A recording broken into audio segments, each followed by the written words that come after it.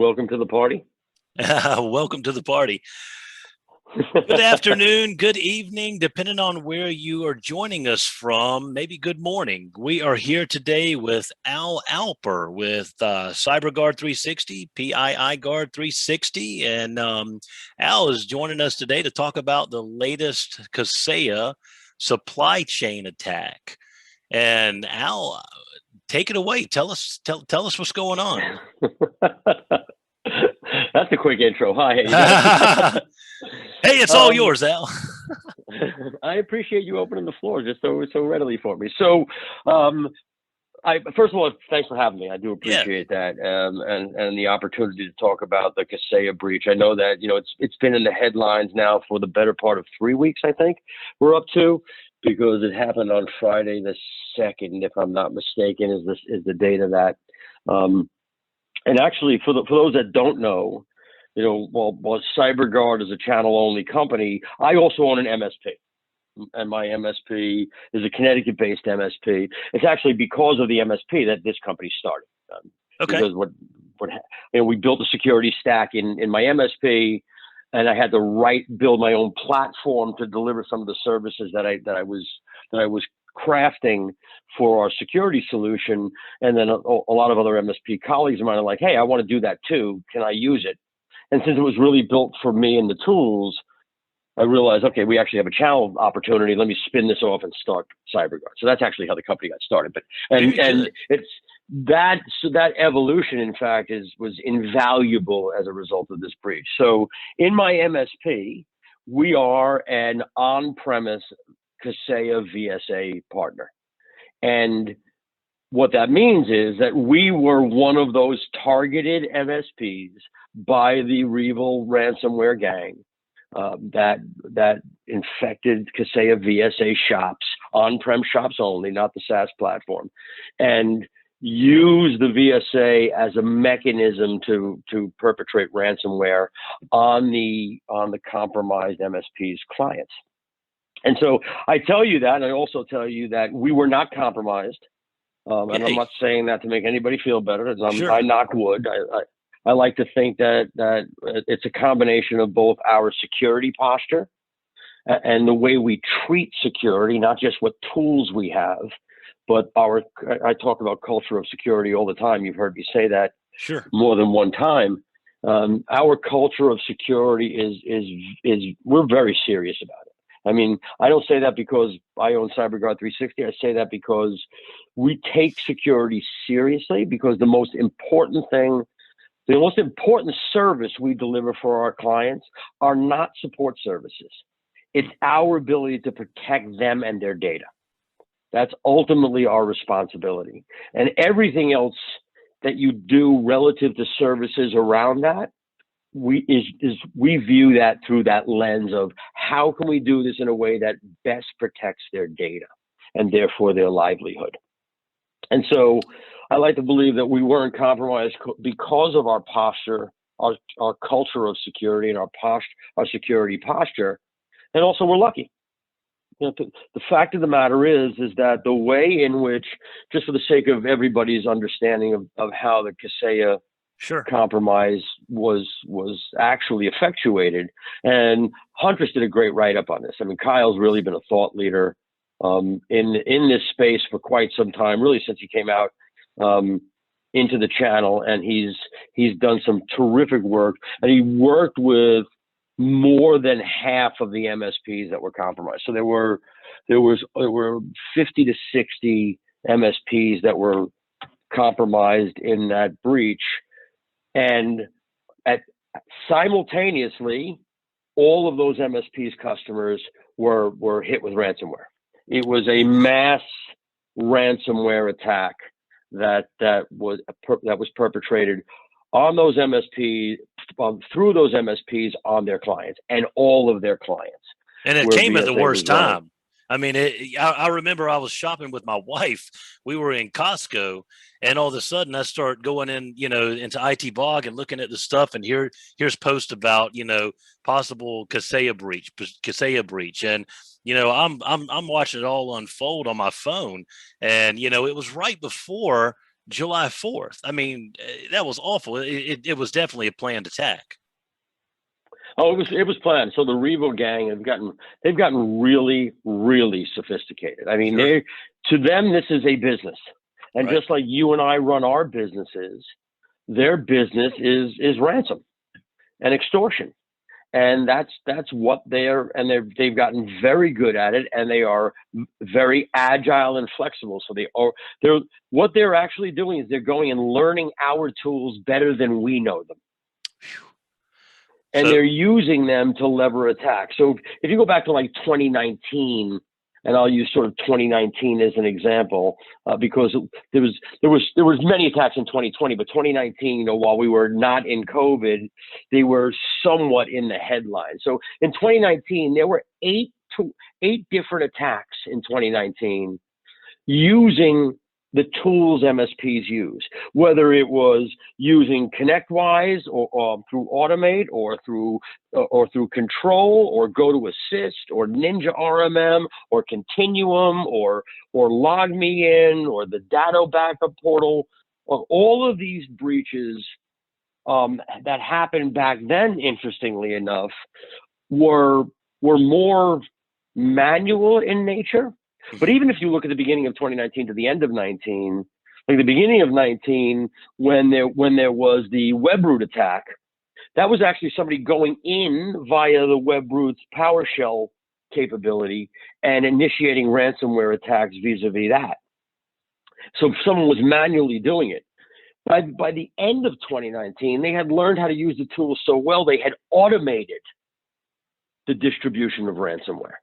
Just in that brief 12-month period, they had automated the deployment of ransomware across a client base when they were able to gain access. And in many ways, the initial access was gained through compromised credentials, right? So when people say, do I need to worry about compromised credentials? Yes, you do need to worry about it. That's still the low-hanging fruit for bad actors. And having MFA enabled, as much as a PIA as it is an absolute must. It's an absolute must. Now, interestingly enough, go ahead. I'm sorry. No, I wanted to ask you a question before it slips my mind. So you mentioned that you have in your MSP, you choose the on-prem version. I've heard a lot of talk about on-prem versus cloud-based, and it seems like the on-prem is what's targeted. I mean, does it make you want to get away from the on-prem and do something different? What is your thoughts on that?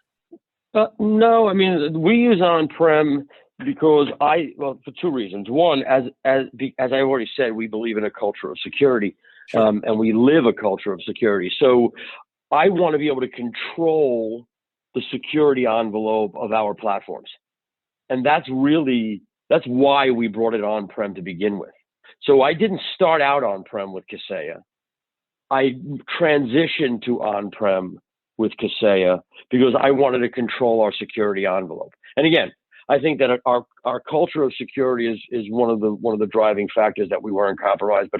But knowing the way in which the compromise happened, a lot of luck is also came into play. So I'm not saying that MSPs who were affected did anything wrong necessarily. I'm saying that I'm just lucky that it wasn't us. You dodged a bullet. We dodged a bullet, and that's true for, believe it or not.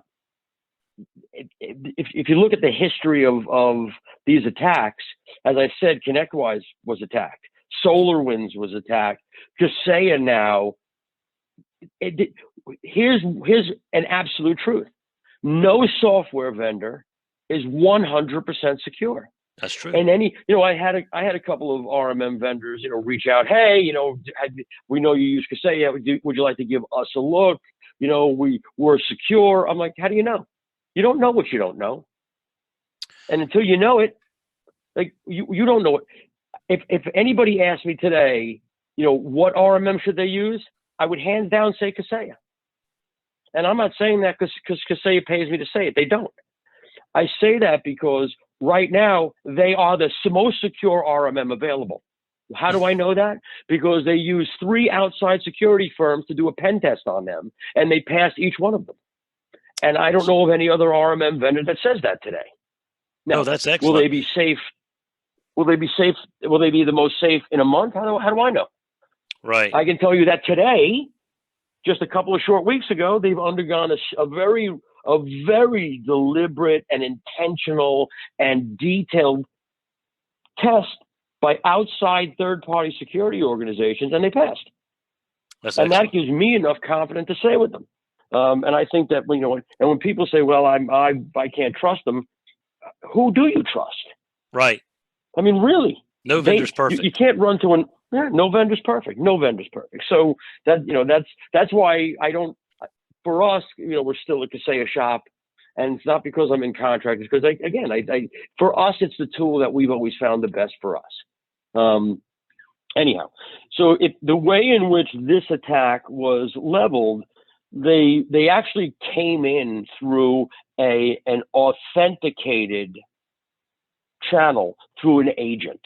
And so the way, and this is true for all RMMs, the way agents work is they communicate back to the mothership, the server. And I don't care what RMM you use, that's how the agent talks back to the server and how it gets commands from the server about what to do on the endpoint.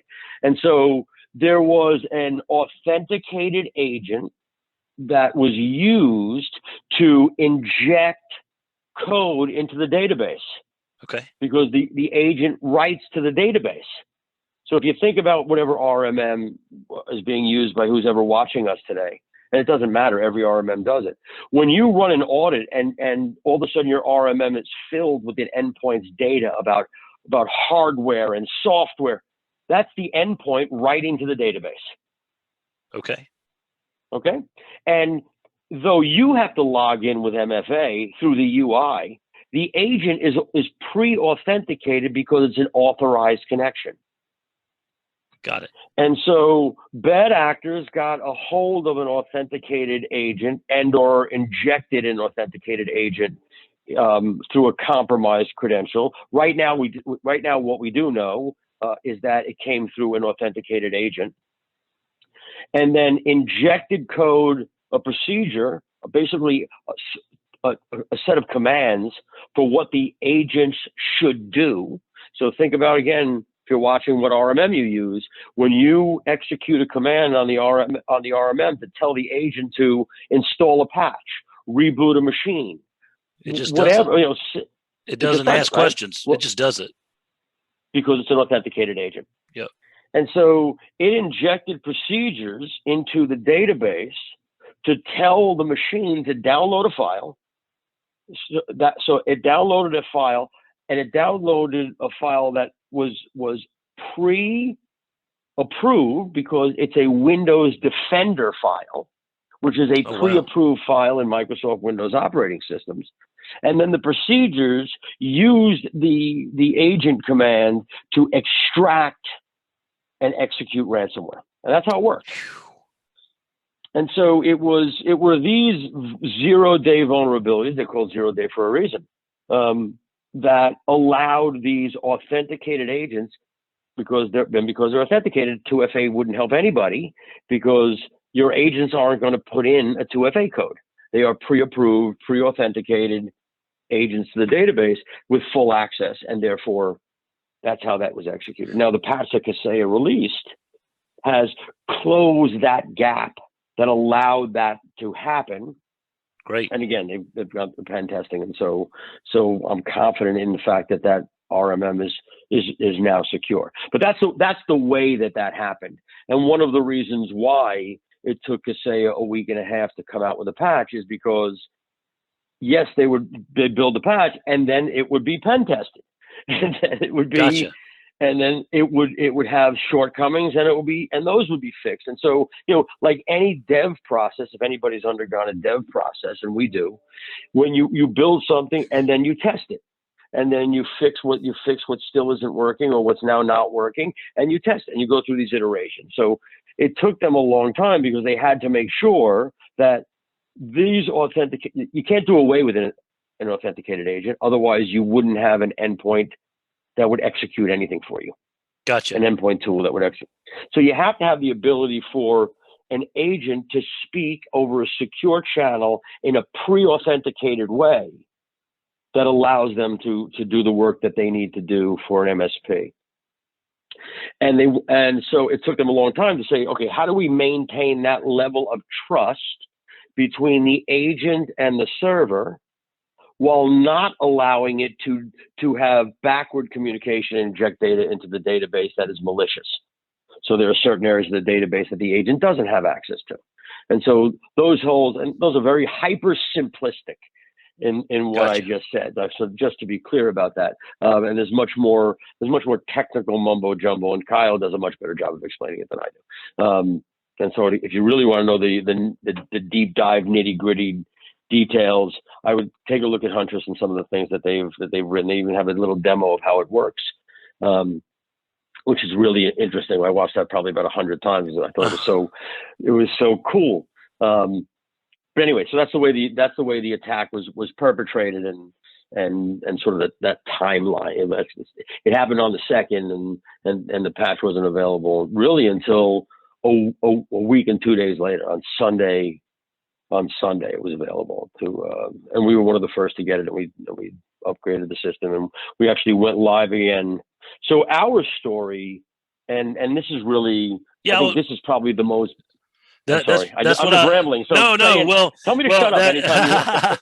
Well, I wanted to make sure that you touched on, I told you about my Friday that day, how I watched it unfold, but I was fortunate enough that I wasn't involved. So tell us what happened. How did the day unfold for you? How did you first hear about it?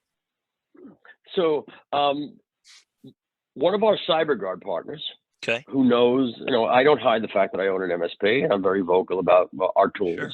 So everybody knows we're a VSA shop and on-prem. So I get a text message from him a little before 2 o'clock on Friday. He said, "Al, check out this link. There's something happening. There's something up with Kaseya." So I jump onto Reddit, and I'm reading through this post, and I'm like, wow, that doesn't sound very good at all. What? And one of the guys who sort of was regurgitating his experience, and what he was going through at that time, I knew him, so I called him. Okay. And I said, hey, and I'm not going to mention any names. Yeah. I just read this. Tell me what's going on. And he basically said, Al, I'm effed. Every single one of my customers have been hit with ransomware at the same exact time. And he sort of gave me like a 5-minute, 30,000 foot. I actually got him in touch with one of my engineers I had him help him try to work out a recovery plan and a few other things, because we had some bandwidth. And so I said, okay, that's horrible for you. Let me get one of the guys to help. And then I went back to the Reddit post, and as I read through more of it, there were a few other people who were making effectively the same statements about what was happening to them, and they all had this common underlying, because some people say, what are you running and what are your tools you have? And they all had Kaseya on-prem VSA.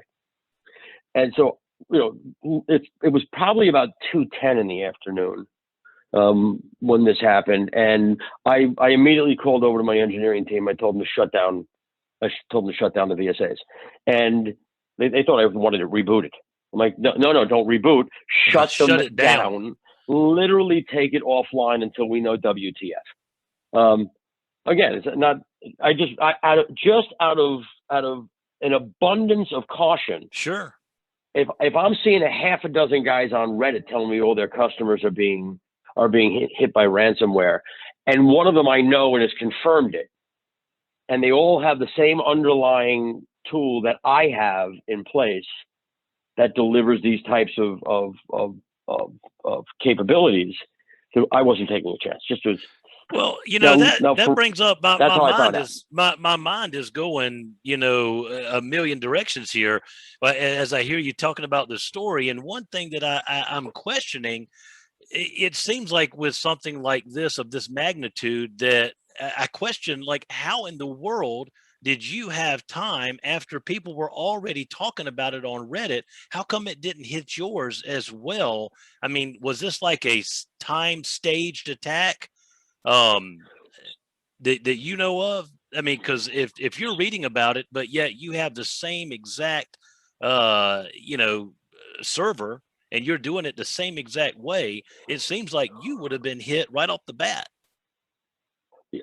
So yes, that's why I said whether it was our security posture or sheer luck, Okay. we weren't one of them. That's awesome. That's all. So we just weren't. And did I know that for sure at the time? Absolutely not.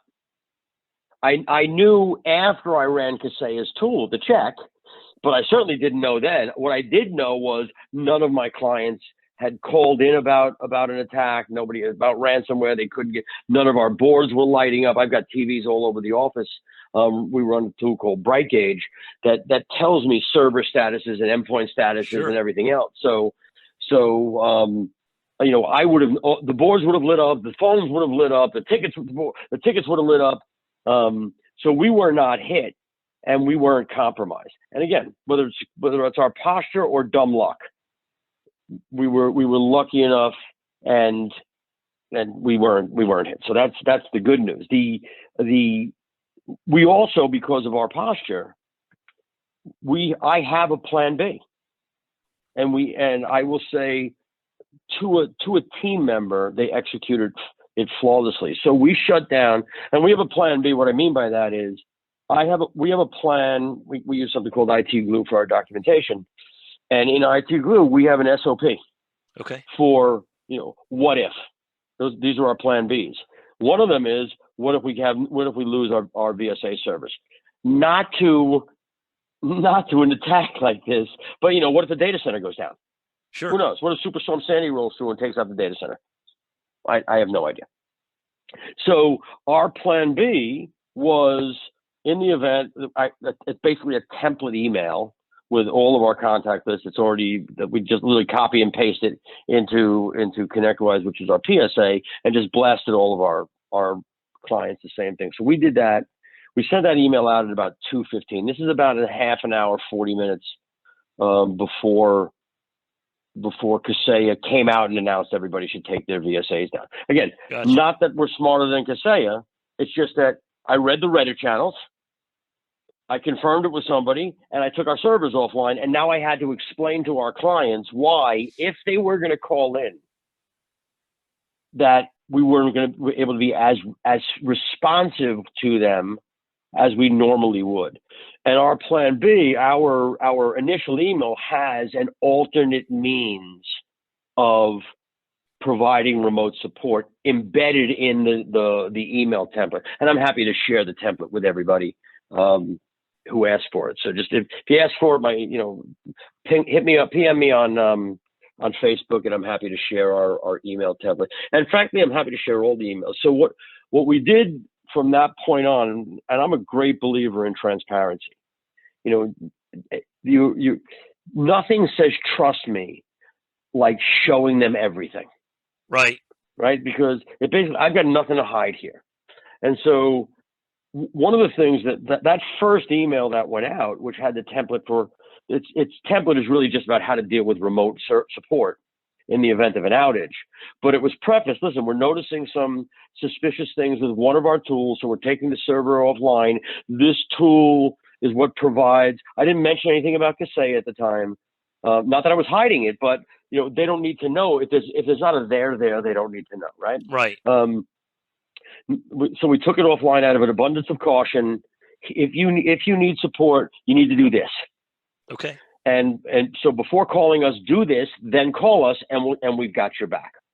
And we already have that lined up even before Kaseya gave everybody Splashtop as a backup remote support tool.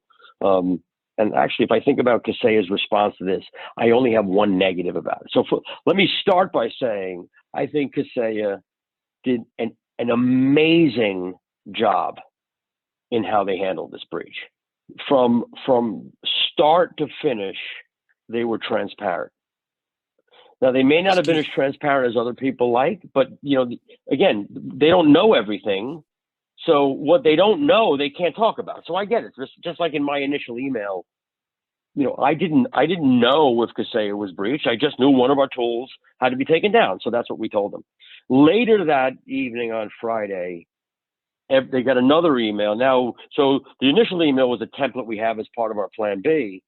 every other email after that was contemporaneous, but for the template at the bottom. If you need support, do this, right? Gotcha. And it's contemporaneous because you don't know what the events, how they're going to unfold. And so that evening, I basically gave them. And it was the evening. It was probably 7 or 8 at night. When I knew enough information from both having spoken to leadership at Kaseya, and after taking the systems offline and disconnecting the NICs from our VMs, and then getting on the server and looking to see if there were any admins on there that shouldn't be on there, if any agents had done anything in the database. Not that we're not database experts, but we can look around. I was reasonably certain we hadn't been compromised. I didn't know for sure. And so I then, in that evening, I said, so this is what's happened. This is what we know. And there's still a lot we don't know. Stay tuned for updates. And so I sent that out Friday night. And then I sent another email, I think 2 more emails on Saturday, 1 or 2 on Sunday. And then every day thereafter, until we were back online, they got an email with an update. Sometime it was still nothing new. They're still working on a patch. Just remember, if you need support, this is what you need to do. Gotcha. And so when we brought it online, we brought our servers back online. We ran our tests. We ran our tests on. So Kaseya released a testing tool. I want to say Thursday, Friday of the following week, and we ran that, and we came out with no compromises in place. And then they came out with a run book to. Again, this is why I think they handled it brilliantly, and kudos to them. I wish all that. I look back at the past attacks by SolarWinds and WebRoot and ConnectWise, and I mean, on a score of 1 to 10, if WebRoot's response is a 3, and it is, Kaseya's response is a 10, hands down. That's because there was never a time we weren't kept up to date. I thought they did a phenomenal job. And so, and when I would get an update, it empowered me with enough details that I can send my customer an update, and therefore I was able to keep them online and trusting us and informed and what to do. And so we brought our servers online. We confirmed that we had no compromise. We then got a run book on how to harden the VSA per the specs that they had now identified as the specs that needed to be in place to harden it to protect from this type of a lateral attack or into the database. We also keep our app servers and our database servers separate, and we harden the traffic between them. And then we brought the servers, we patched everything and brought the servers back online at 3:30 Monday morning. Wow. The following Monday morning. So we were offline for about a week and a half, and so we sent out an email that everything was back online. There were going to be, because of new security restrictions that Kaseya had outlined, there's going to be some functionality that is diminished for some of our commit clients that matters, and that certain other pieces that were previously available won't be available, at least right away. Hopefully they'll be back and available if and when they're deemed not to be a security hazard. So how bad, how bad was it when you had to take it down? How did it impact your business? Did it really, cripple you? What do you use the Kayesa VSA in your MSP for? What is its main job for you? So from a help desk perspective, it's how we manage our endpoints, right? So whether it's remoting into it to help somebody, or going into the back end to restart, to print spoolers, or running scripts against it to update third-party patches, or install. We use Chalkly for third-party management. So, or run Chalkly to install another piece of software, or to fix Microsoft Office, wherever the case may be. So our reactive and proactive desk relies on Kaseya every single day. And so because of that, it got very quiet in the office very quickly. I will say that, because all of a sudden, all that stuff wasn't happening. One of the tangential things that had happened not long before that, remember the print nightmare? Mm-hmm. And so I did get a couple of emails from, and I personally got them because all the emails that were sent to clients went out in my name, so that they knew that leadership was really the steward of this event. Sure. And that ultimately the decision maker is the guy that's going to say yes or no anyway. They're the ones who should be leading this event. So everything went out in my name, and I was overseeing the whole event. The few people asked me about that. Well, how are you going to protect me now against? I said, well, the good news is it's not Patch Tuesday, so a million patches aren't coming out. You don't have to worry about that. Yep. And we've already remediated for Print Nightmare, which we did. So before Microsoft finally came out with something that fixed all of the Print Nightmare vulnerabilities, or at least that we know about, we had already implemented our own fix of denying any access to the directories where those DLLs could be placed. Obviously, that meant you couldn't update drivers anymore without doing it manually. But we had already instituted our own fix.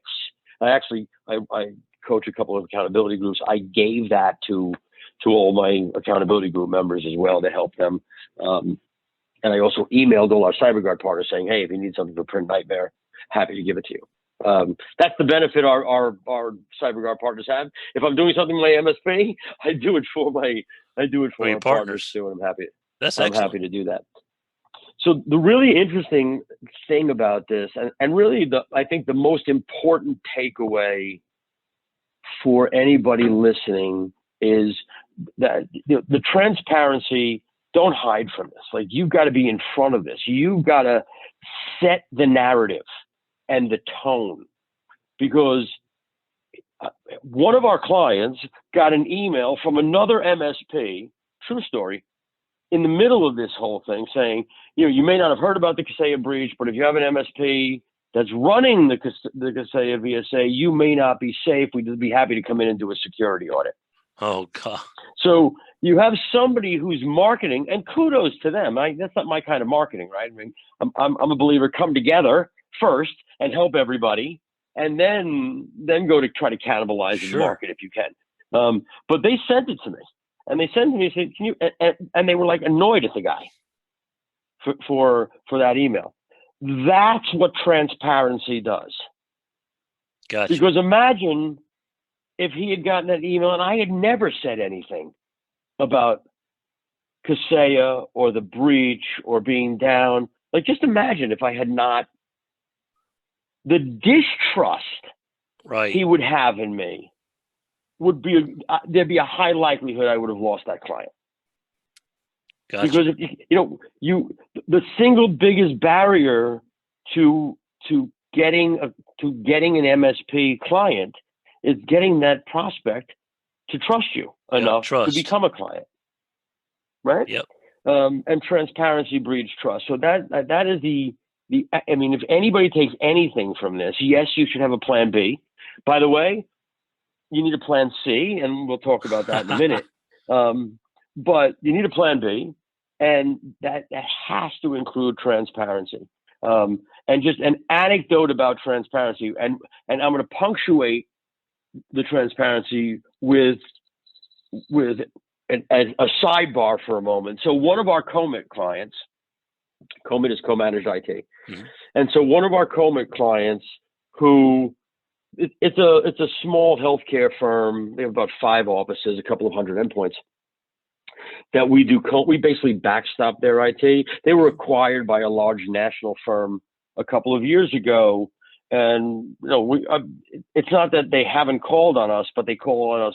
There was very little calling on us because the large entity has its internal IT that was doing a lot of it.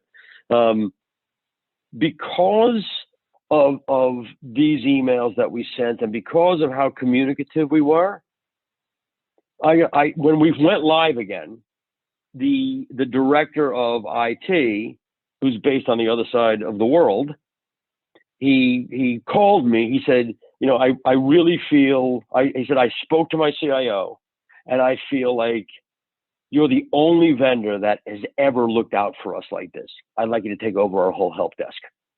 That's awesome. It's a 7-figure contract. Wow. because I was transparent and he felt he could trust us. He wants to give us Absolutely. their help desk. So, I mean, again, lucky is all hell. And I respect that, others were lucky and some were not. It was, Sure. it was a hyper minority who were not, but it doesn't feel that way when it's you. Right. And I say this to you today. If you're still impacted, call me. I'm happy to set aside resources to help you if I can, and I mean that sincerely. I believe that we as a community should come together to help our brothers and sisters when it's not of their own making, even when it is of their own making. But I'm hyper sympathetic when it's not their own making. Right. So Absolutely. anyway, No, we've got to stick together as an industry. Definitely. We've got to have each other's backs. I mean, these things are going to continue to happen. I think these supply chain attacks are, this is just the beginning. I hate to say it. So it's not going away. Well, it's not. It is literally a matter of when, not if. It's anybody who thinks that they're safe. You are literally kidding yourself. If you don't, okay, great. You're not going to use an RMM. Let's assume for a minute you're not going to use an RMM. Okay. Yeah, that's a big discussion going on right now. So we did the RMM. I mean, I think Amy of third tier doesn't use an RMM to manage her clients. Yep. Right. There's ways of doing it. They're a little more labor intensive, but there are ways of doing it. What about your endpoint security product though? You're not going to use endpoint security? I don't know of a single endpoint security tool that doesn't have access to the endpoint on a one-to-many relationship. Think webroot hack. The webroot hack 2 years ago. Yep. That hack happened. It was a supply chain attack. So even if you don't use an RMM, you're going to use endpoint protection. Right. And that has a direct pipeline into the endpoint, typically through PowerShell, with elevated privileges because it's an endpoint protection product. Well, what do you think? What's your feelings about zero trust and usability for the client? If you can afford to do it, and when I say afford, I'm not just talking dollars and cents. I'm also talking about time. Sure. Right? And not just your time, but your client's time too. That is as secure as you can be. Gotcha. And nothing is perfectly secure. Right. The problem is nobody wants to expend the capital needed to do it. And I mean both hard money capital, but also the physical time capital aspect of it that zero trust requires. It's an expensive, time-sucking effort to move to and maintain zero trust. And if you can do it, you should do it. I'm not sure. That's as safe as you're going to get. I had read that when I did an interview with ThreatLocker, they went over it and talked about it. And I want to say that I was given an estimate of about 2 hours per endpoint to properly set everything up and lock it down. So Praven Singha wants to know in the group, Al, can we talk more on, can we really not use the RMM? I mean, I think you just mentioned it though. It's really any agent that has control and right ability to the endpoint, whether it's your AV, whether it's the RMM, and you've got to ask yourself, how are you going to manage your clients without it? You've got to have something. You have to have something. You can't leave them exposed. Right. So the answer is, and if you want to talk more about how do you manage them without an RMM tool as an example, there are ways of doing them. You can set up an on-prem server that gives you remote access in. You can set up that same server. You can also do it in the cloud if you wanted to. Again, that creates a new access point. Let's leave that alone for a minute, right? Because if you want to really lock it down, and you do it on-prem and you do it in their environment with only one way in and one way out. and then you can set up a patch server to do the patching, and you can set up a scripting server to do. There's ways to do it. Got it. And probably if you want to know a really great way, I would strongly encourage you to reach out to Amy over at Third Tier, because I mean she's been doing it for 20 years, right? So she's got it down to a science. The other thing you can do is you could use an RMM that is not accessible over the internet, that was locked down and only accessible via SSL VPN or site-to-site VPN, and then you can manage that way. That's another way to do it. There's an expense associated with that. There's a hard dollar expense and a management expense from a time perspective. So you can certainly do that. There's some great open source RMMs that are out there. And I'm a big fan of open source because open source software to me is actually the safest software. And the reason I say that is because you've got thousands of developers looking at the code. And so you're really crowdsourcing security, because if you are a coder and I'm a coder and I'm coding something and make a mistake and you're a coder and you're looking over my code, there's a higher chance it's going to get caught by more of you looking at my code, right? Absolutely. Because we're just people. Software is just made by people. And ultimately, you have to make a decision what tools you're going to use, and if these are the right tools for you, and how are you vetting your vendors to ensure that they're taking all of the precautions to make it affordable to you. That's the other thing, right? So if you think about Kaseya for a second, so what's Kaseya doing?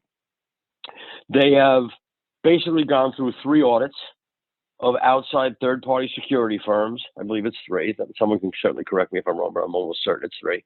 And they've passed that. They've hired, one of them was FireEye. They've given all of the VSA customers, whether it's SaaS or on-prem, FireEye SOC monitoring of their VSA is now part of the service. And so FireEye is watching over our VSA server farm and making sure that everything looks good there. So the question is, are they going to be able to do that long term? And if the answer is yes, at what price? And are your other vendors doing the same thing? Because if you think about all of your vendors that have access to the endpoint, even if you're doing something that's lightweight, you've got an RMM, you've got an AV, and you might have web DNS. Mm-hmm. So you've at least got 3 agents with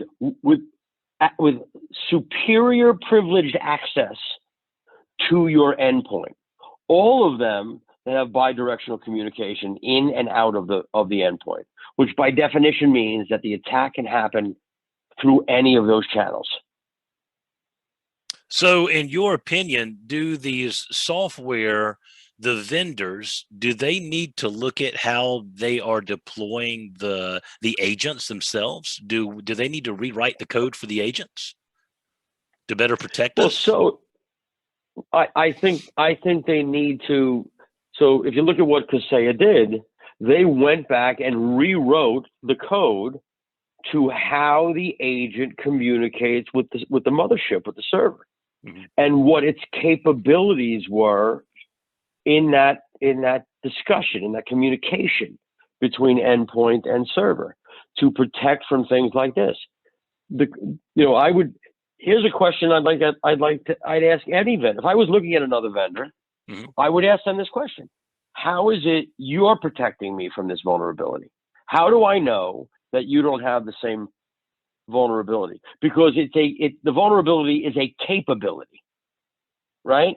Sure. An agent from an endpoint is speaking to a server, mm-hmm. and that ability to speak to and write back to that server's database, by definition, gives it database administrative access.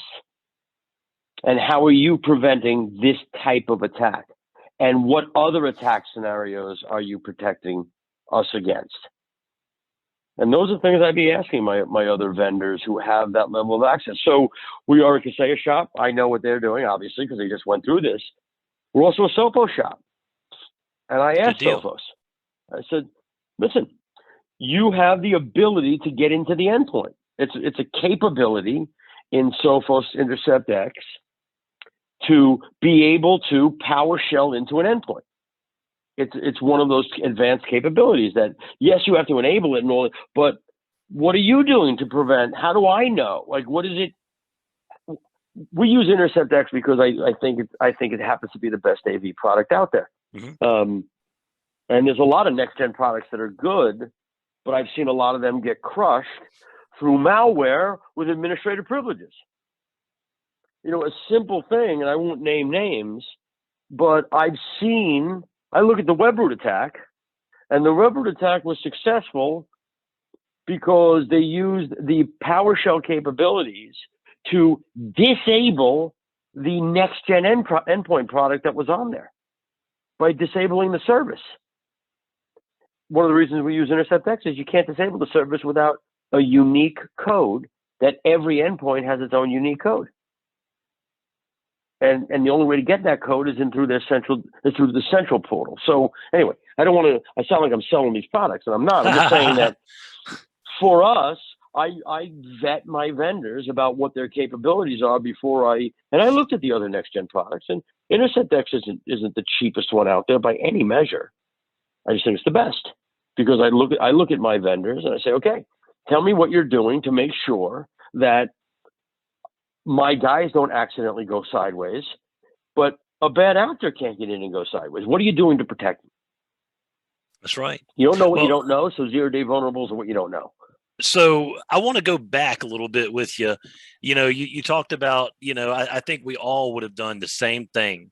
We would have taken that server off when we first caught wind. We would have shut it down, any on-prem. So, but let's just say that you weren't accessible and the timing was different. If you would have waited 5 or 6 hours to shut it down, or before you got the official release statement to shut it down, from Kaseya, do you think that your clients would have gotten ransomed? Do you think you would have had a totally different outcome? I'm going to say no, not, and again, mostly because of luck, right? If you think about it, 50 to 60 customers were affected out of some 40,000. Sure. Statistically, I wouldn't have been compromised. If you just look at the numbers, right? And so it's and I mean no disrespect to anybody who was impacted by this, because it's a tragedy it's an epic tragedy for our industry, frankly. It's the biggest biggest ransomware attack in our industry. Well, as far as I know of an IT business owners group member that was personally impacted, and all his clients were ransomed, and my heart bleeds for him. So, what I understand, he is still doing this day in and day out. He has not stopped since this whole thing happened. So, I don't want to mention his name right now, but I have reached out to him, and he's going to be doing another one of these with us as well. So he said he'd share his story once things settle down. So I'm looking forward to hearing more about, someone who has gotten impacted by it as well. So, right. But Al, I want to ask you too, what lessons have you learned as a MSP business owner going through all this? Well, first of all, reinforce my belief that transparency is the best solution, right? Right. So transparency and honesty are the best solutions. One of the things that as the Kaseya event went on past a couple of days, mm-hmm. I didn't have a plan C. Gotcha. Like, what do you do? So that's changed now, and we're still forming. And, we have the framework of it, certainly, but what would happen if I had to rip and replace, like in production, rip and replace? So my biggest takeaway is you need a plan C. Plan B is to get up and running again. Plan C is to change your tool base, and it takes work. I mean, as we were considering changing our tool, and I'm a big Kaseya fan, because I think it's the most powerful RMM for our needs anyway. But as we were considering changing it as we were approaching a week, and then a week and a day. I'd started thinking about Plan C about 5 or 6 days into it, as we can't operate by a remote support. So somebody has to like pop it up and put it in, and they send it to us, and we need a way to be able to manage our endpoints. And so, not having a Plan C created unnecessary stress on the leadership team. Not my guys necessarily, because realistically, they knew that we got this. Don't worry about it. But not having that, having to vet vendors through a very narrow window of time, having to get demos and look it over, see how far they've come, see what kind of security they have in place. That's a lot. That's usually a multi-month effort that was getting compressed down into multiple days. And so one of the things that I'm committed to by the end of this year is every single tool is going to have a Plan C. There you go. What if I have to rip and replace? Because my Plan B, as I said, there was nothing that we didn't execute on flawlessly, and it's reaping rewards today. None of our clients are disgruntled, unhappy. They all trust us, and one of them wants to give me another 7 figures in business. So that's awesome. It's hard to argue with outcome, but Plan C. I don't want to take months worth of work, compress it into 3 days to figure out what we're going to do next. That's right. Because something gets dropped. That's awesome. Well, and it proves your adage that, transparency is key. It builds trust. If you do the right thing and you're doing the right thing, why not be transparent? What do you have to hide? So 100%. Totally agree. Well, Al, I can't thank you enough for this. Is there anything else you want to share on the whole supply chain attack? Your thoughts on anything moving forward, the industry? I think in many ways this event was a benefit to the channel. I think it gives everybody a different. I hope it lingers. By the way, not the outcome of the event, but sure. This whole heightened sense of security. PIIGuard, our platform, we've seen an uptick in business because of the event. We've seen an uptick in business because, again, it's the tools we have in our platform that we use in our own business to make us have a more secure culture. That's right. And I rely on PIIGuard for all of the people that I bring into the company to help them have a security conscious mindset.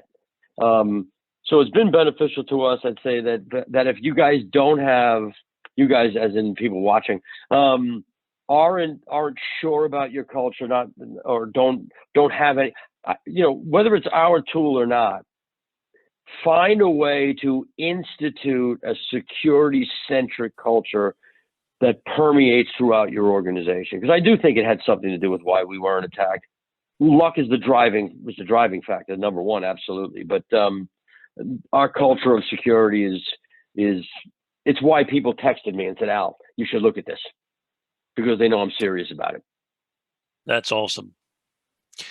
Well, I really appreciate you taking the time to share your thoughts on the incident and, your wisdom. And, lastly, how can someone in ITBOG or in any other channels watching this video, how can they get in touch with you and sign up for PIIGuard? Do you have a kick the tires special, anything special ITBOG members can do? We actually do. So if you go to, there's a link somewhere on the ITBOG vendor page. But if you go to PIIGuard360.com and you scroll down to the bottom, there's a kick the tires button. If you go that route and you don't go the special page, I think it's PIIGuard360.com/ITBOG. I think dash members. It's either ITBOG or ITBOG dash members. But if you do it the main way, and when you first sign up, say, hey, I'm an ITBOG member, shoot an email over. We do offer special benefits just for being an ITBOG member.